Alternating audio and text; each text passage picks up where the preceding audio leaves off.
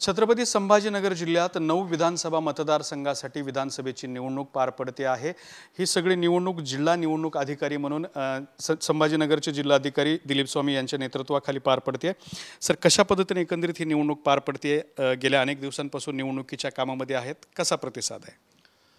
पूर्ण जिल्हाभरातल्या 9 विधानसभा मतदारसंघाच्या निवडणुकीच्या प्रक्रियेमधील आजपर्यंतची संपूर्ण तयारी पूर्ण झालेली आहे।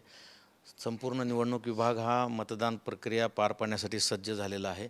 2000 कर्मचारी अधिकारी वेगवेगळ्या प्रत्येक विधानसभा मतदारसंघामध्ये असे जवळजवळ 17,000 कर्मचाऱ्यांचं ट्रेनिंग झालेलं आहे।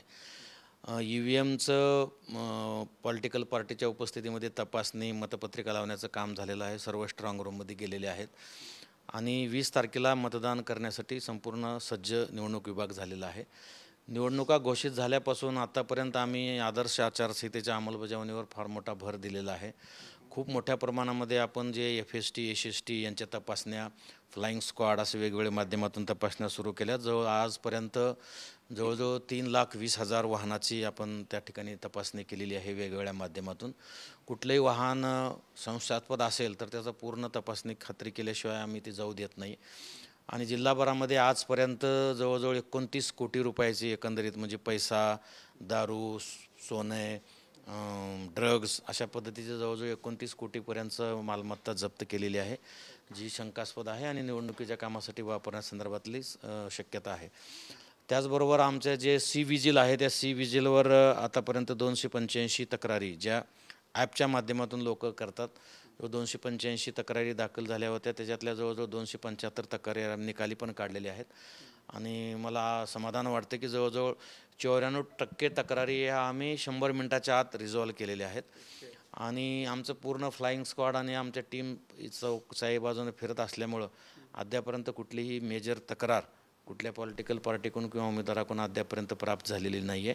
प्रत्येक ठिकाणी पारदर्शकतेवर आम्ही भर दिलेला आहे। प्रत्येक निवडणूक निर्णय अधिकाऱ्यांना सक्त सूचना दिलेल्या आहेत की प्रत्येक टप्प्यावर पॉलिटिकल पार्टीचे उमेदवार, त्यांचे प्रतिनिधी यांच्या उपस्थितीमध्ये संपूर्ण काम करायचं आणि कुठेही कुणालाही शंकेला वाव राहणार नाही या पद्धतीनं कामकाज चालू असल्यामुळं आपल्याकडे सध्या आतापर्यंत एकदम शांततेमध्ये कामकाज सुरू आहे।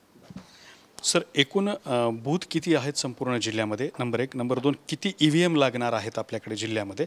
त्यानंतर या सगळी यंत्रणा राबवण्यासाठी मतदान प्रक्रिया कर्मचारी किती लागणार आहेत आणि त्यानंतर बंदोबस्त जो आहे त्याचे कर्मचारी किती असणार आहेत? जिल्हाभरामध्ये आपले 3,273 मतदान केंद्र आहेत। तर त्याचे जवळजवळ लोकेशन जे आहेत ते 1,652 लोकेशन आहेत। म्हणजे काही ठिकाणी 2 मतदान केंद्र आहेत, काही ठिकाणी 3 मतदान केंद्र आहेत। आपल्याला माहीत आहे मतदान केंद्राची पुनर्रचना आपण केलेली आहे। लोकसभेच्या वेळी ज्या काही तक्रारी लोकांकडून आल्या होत्या की कुटुंबीय एकत्र नाही आहे, घराजवळ मतदान केंद्र असताना दूर जावं लागतं आहे, अशा सगळ्या तक्रारीचा आम्ही आढावा घेतला आणि जवळजवळ जिल्हाभरामध्ये 366 मतदान केंद्र नव्यानं आपण वाढवलेले आहेत आणि मतदारांना उत्तम अशी सुविधा या मतदान केंद्राच्या माध्यमातून केलेली आहे। भारत निवडणूक आयोगाने सांगितल्याप्रमाणे आम्ही हाऊसिंग सोसायट्यामध्ये 12 मतदान केंद्र नव्याने निर्माण केलेत। 17 मतदान केंद्र आपण स्लम एरियामध्ये, जी झोपडपट्टी एरिया वगैरे आहे त्यांना दूर जावं लागू नये म्हणून स्लम एरियामध्ये झोपडपट्टीमध्ये सुद्धा आपण 17 मतदान केंद्र निर्माण केलेले आहेत आणि या प्रत्येक मतदान केंद्रावर पोलीस बंदोबस्त असणार आहे। आपल्याकडे वैजापूर मतदारसंघ सोडला तर बाकी ठिकाणी 2 बॅलेट युनिट लागणार आहेत उमेदवाराच्या संख्येनुसार आणि बॅलेट युनिट, कंट्रोल युनिट आणि VVPATची पुरेशी संख्या आपल्याकडे उपलब्ध असल्यामुळं आपल्याला त्याची कुठेही अडचण आलेली नाही आहे। त्याची व्यवस्थित रीतसर फर्स्ट लेवल चेकिंग वगैरे करून त्या आपल्या सध्या आता निवडणुकीसाठी आपण तयार करून ठेवलेले आहेत। या संपूर्ण निवडणूक प्रक्रियेसाठी जिल्हाभरामध्ये 17,000 कर्मचारी आपण नियुक्त केलेले आहेत। त्यासाठी अगोदरच आपण 20,000 कर्मचाऱ्यांना ट्रेनिंग दिलेलं होतं। काही अपवादात्मक ज्यांच्याकडे G9 रिझन आहे असे काही कर्मचाऱ्यांना आम्ही त्याच्यातून वगळलं, जे आजारी आहेत, काम करू शकत नाहीत असे। बाकी आपल्याकडे रिझर्वसुद्धा फोर्स आपण बऱ्यापैकी तयार ठेवलेला आहे। पोलीस बंदोबस्ताच्या दृष्टिकोनातून आपण प्रत्येक मतदान केंद्रावर बंदोबस्त देतो आहे। जे झोनल ऑफिसर असणार आहे त्यांच्यासोबत पोलीस बंदोबस्त असणार आहे आणि शहरातला विशेषतः नगरपालिका हद्दीमध्ये आणि महापालिका हद्दीमध्ये आपण कायदा सुव्यवस्था अबाधित राहावं यासाठी सुद्धा मोठ्या प्रमाणामध्ये बंदोबस्त लावलेला आहे। माननीय पोलीस आयुक्त आणि पोलीस अधीक्षक यांच्या निगराणीमध्ये आपण ते सर्व पोलीस बंदोबस्त तैनात केलेला आहे। आपण काही खुफिया पोलीस विभागाचे खुफिया असतातच, पण आम्ही यावेळेस एक गोपनीय प्रयोग केला आहे की आमचे महसूल आणि पंचायत समितीचे पण काही खुफिया कर्मचारी आम्ही तयार करून आम्ही क्षेत्रामध्ये सोडले. त्यामुळं आम्हाला छोट्या छोट्या सुद्धा घटना ॲडव्हान्समध्ये आम्हाला कळत आहेत आणि त्याचं आम्ही लगेच प्रतिबंधात्मक कारवाई करतो आहे. त्यामुळं आता 2 दिवसावर मतदान आले, पण आतापर्यंत कुठे अनुचित प्रकार घडलेला नाही आहे.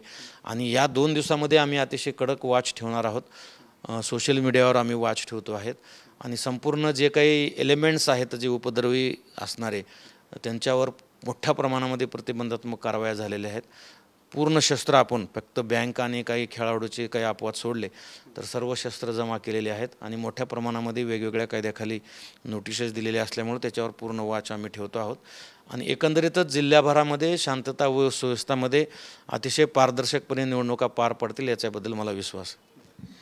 EVMचा एकूण आकडा किती आहे आणि पोलीस जे आपण बाहेर राज्यातले पोलीस मागवलेत, काही SRPF आहेत, काही CRPFसुद्धा आहेत, तर यांचा आकडा किती आहे? EVM मशीन्सचा आकडा आणि पोलिसांचा आकडा? नाही, पोलीस बंदोबस्ताचा आणखी अंतिम आराखडा तयार व्हायचा आहे, पण बाहेरून जे आलेले CRPFचे जवान आहेत त्याचं संचलन झालेलं आहे, त्यांची राहण्याची वगैरे संपूर्ण व्यवस्था केलेली आहे. मशीन जे आहे ते आपल्याला आता जे तुम्हाला सांगितलं 3273 मतदान केंद्राच्या अनुषंगानं, परत त्याच्यात काही राखीव आपण मतदान केंद्र ठेवतो म्हणजे अचानक जर बंद पडली तर म्हणून, तर ते राखीव आणि मतदान केंद्रावरच्या प्रत्येक ठिकाणच्या 2 BU 1 CU आणि 1 VVPAT हे संपूर्ण आपले सज्ज आहे आणि कुठेही त्याच्याबद्दल अडचण येणार नाही. शेवटचा प्रश्न, निवडणुकीच्या शेवटच्या 2 दिवसांमध्ये किंवा 3 दिवसांमध्ये पैशांचं वाटप मोठ्या प्रमाणात होतं, तर हे प्रकार घडून येत याला आळा घालण्यासाठी म्हणून विशेष काही मोहीम आपण आखली आहे का? त्या संदर्भात कसं लक्ष देत आहे? नाही, निश्चितपणे आम्ही आता ह्या 2 दिवसासाठी आज आम्ही आता बैठक ठेवलेली आहे सर्व पोलीस अधिकारी आणि आमची महसूल अधिकारी यांची, आणि ह्या 2 दिवसाचा एक प्लॅन आम्ही तयार करतो आहे गोपनीय कशा पद्धतीनं वॉच ठेवायचं. कारण ह्या 2 दिवसामध्ये नेहमीचा अनुभव आहे की मोठ्या प्रमाणामध्ये तक्रारी येतात. आता काही तक्रारी वेगसुद्धा असतात. आता आम्ही 1-2 ठिकाणी असेच फोन आले, आमची यंत्रणा गेली तर तिथं काहीच नव्हतं आणि आम्ही तातडीनं म्हणजे आम्ही संपूर्ण जिल्हाभरामध्ये 0 रिस्पॉन्स टाईम ठेवलेला आहे. सगळ्या यंत्रणेला माझ्या सक्त सूचना दिलेल्या होत्या की फोन यावो, मेलवर यावो किंवा EC विजिलवर यावो, आल्यानंतर कमीत कमी वेळामध्ये आपण रिस्पॉन्स त्या ठिकाणी दिला पाहिजेत. म्हणून 0 रिस्पॉन्स हा एक आमचा उपक्रम सध्या जिल्हाभरामध्ये सुरू आहे. पण या 2 दिवसामध्ये कोणाच्या फोनची किंवा कोणाच्या तक्रारीची वाट न पाहता आपण सुमोटू स्वतःच ज्या ठिकाणी संवेदनशील भाग आहे किंवा ज्या ठिकाणी अशी पैसे वाटपाची किंवा काही साहित्य वाटपाची शक्यता आहे किंवा काही पूर्व इतिहास आहे किंवा पूर्वी अशा पद्धतीचे काही गुन्हे कुठल्या परिसरामध्ये घडलेले असतील तर त्याचा पूर्ण अभ्यास करून अशा संवेदनशील भागावर आम्ही सुमोटोच त्या ठिकाणी आमचे जे काही फ्लाइंग स्क्वॉड आहेत, SST आहे, त्या ठिकाणी तैनात करतो आहोत. आणि फक्त ह्या टीमवर विसंबून न राहता जनरल जे पब्लिकमध्ये लोक राहतात त्यांनासुद्धा आम्ही जे काही हितचिंतक असतात, देशभक्त असतात, समाजसेवक असतात, त्यांनासुद्धा आम्ही विनंती केलेली आहे की तुम्हाला अशा पद्धतीचं कुठेही काय अनुचित प्रकार घडला तर त्यांना आम्ही आमचे गोपनीय नंबर सगळ्यांचे दिलेले आहेत.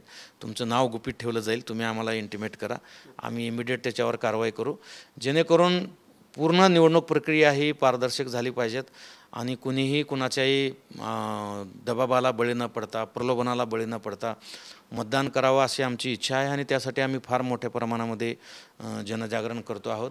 मतदानाची टक्केवारी वाढवावी म्हणून आम्ही मागच्या 6 महिन्यापासून आम्ही सातत्यानं कार्यक्रम घेतो आहोत. युवकाचं मतदान वाढवावं म्हणून मी स्वतः जवळजवळ 7 ते 8 कॉलेजमध्ये जाऊन युवकाशी संवाद साधलेला आहे. महिला मतदानाची टक्केवारी कमी असते त्यामुळे महिला मेळावे मोठ्या प्रमाणामध्ये जिल्ह्यामध्ये घेतलो आहे आणि हे मतदारांची जनजागृती करत असताना आम्ही पैसे स्वीकारू नका, प्रलोभनाला बळी पडू नका, कुठल्याही आमिषाला बळी न पडता देशाच्या हितासाठी स्वच्छ चांगल्या उमेदवाराला तुम्ही मतदान करा आणि मतदानाची टक्केवारी वाढवा असं आम्ही आवाहन करतो आणि मला निश्चित खात्री आहे की लोक आमच्या या अभियानाला प्रतिसाद देतील आणि निपक्ष आणि पारदर्शक मतदान जिल्हाभरामध्ये होईल. तर हे होते छत्रपती संभाजीनगरचे जिल्हाधिकारी दिलीप स्वामी यांनी सगळी मतदान प्रक्रिया आपल्याला सांगितलेली आहे. कॅमेरामन अमित आडेसोबत दत्ता कानवटे, TV9 मराठी, छत्रपती संभाजीनगर.